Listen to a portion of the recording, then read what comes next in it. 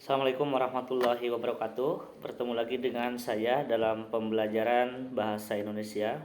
Kali ini kita akan coba membahas tentang teks deskripsi atau dalam buku kelas 7 itu tentang belajar mendeskripsikan. Kalau kalian memiliki buku kelas 7, kalian akan menemukan yaitu kompetensi dasar 3.2, yaitu mengenai menelaah struktur dan unsur kebahasaan dari teks deskripsi tentang objek, bisa sekolah, tempat wisata, tempat bersejarah dan atau suasana pentas seni daerah yang didengarkan atau dibaca. Kalau kalian tidak memiliki, tinggal kita perhatikan saja. Saya sudah coba membuat slideshow yaitu tentang teks deskripsi. Sebelum kita bahas lebih jauh, kita coba amati pengertian dari teks deskripsi. Teks deskripsi yaitu teks yang menggambarkan objek secara rinci. Di sini kita coba lihat ada kata-kata objek. Objeknya ada apa saja? Nah, objek ini macam-macam. Bisa orang, objek itu ya. Bisa juga mungkin tempat, objek masih objek, bisa tempat, bisa juga mungkin objek itu benda. Nah, jadi objek itu bisa orang, bisa tempat, atau bisa benda. Secara rinci, nah rincinya mungkin kalau orang bisa tingginya, warna rambutnya dan lain sebagainya. Kalau benda dan lain sebagainya, pokoknya secara rinci, terinci ya. Gitu. Nah, ada beberapa hal yang perlu diperhatikan yaitu tentang kata kuncinya. Nah, hal ini penting sekali kita ketahui bahwa yang namanya teks deskripsi ini memiliki kata kunci yaitu deskripsi itu adalah kuncinya adalah menggambarkan suatu objek. Jadi kita dituntut untuk menggambarkan suatu objek, itu teks deskripsi. Nah, ada juga ciri-cirinya. Ciri-ciri teks deskripsi meliputi menggambarkan atau melukiskan suatu objek, itu jelas ya, seperti pengertiannya tadi, menggambarkan atau melukiskan suatu objek. Nah, yang kedua melibatkan kesan indera sehingga gambaran objek menjadi jelas. Yang ketiga membuat pembaca maupun pendengar seolah melihat langsung. Yang keempat menjelaskan ciri-ciri objek secara terperinci. Nah, ini kita lihat ciri-ciri teks deskripsi. Yang pertama menggambarkan atau melukiskan suatu objek.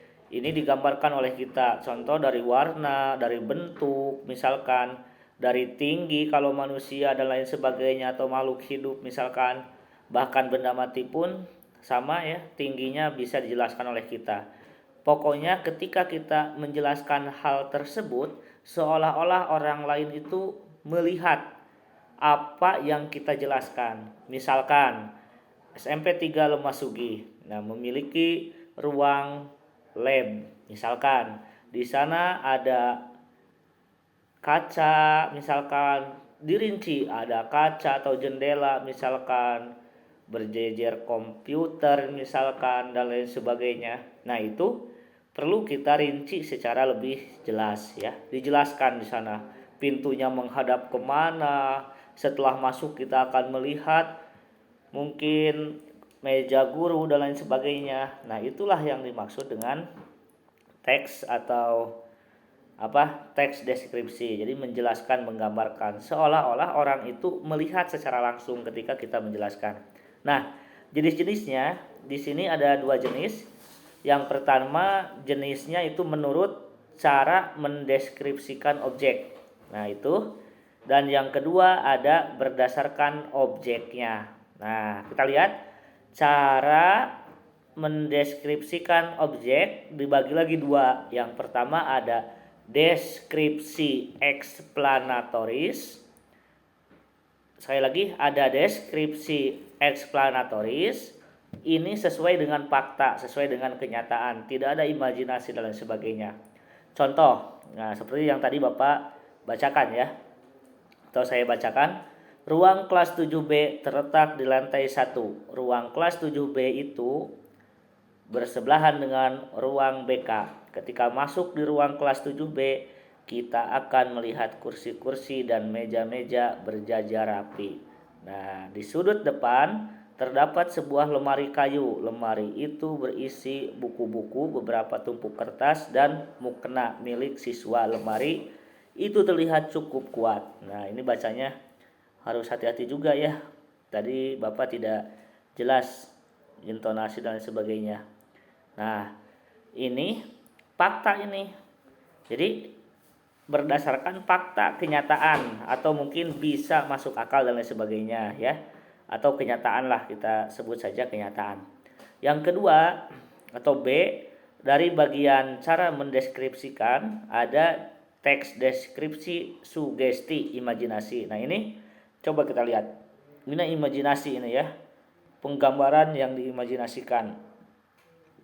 Kalau imajinasi itu mungkin saja tidak nyata ya, atau mungkin saja itu kebenarannya diragukan lah ya. Itu kalau imajinasi.